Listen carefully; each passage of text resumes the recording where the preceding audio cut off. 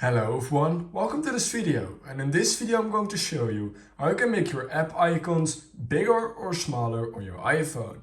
So in order to do this, all you need to do is head into settings, scroll a little bit down till you find display and brightness, just like this, and then scroll down till you find display and zoom. Click on view, and here we have in standard and in zoomed view, and you guessed it, the zoom view will also make your apps look a little bit bigger. Just click on it and make sure to click on set right here. Now click on use zoomed and it's going to refresh your phone. This shouldn't take more than a few seconds. Now what you're going to do is you're simply going to swipe up, and we can see right here that my apps are looking a little bit bigger than normal. If I want to change it back, all I do is click on standard again, click on set, click on use standard. It's going to get a refresh again, and now we can see that my apps are a little bit smaller again, or back to normal. So that's how you can change your app icons from small to big, and vice versa on your iPhone.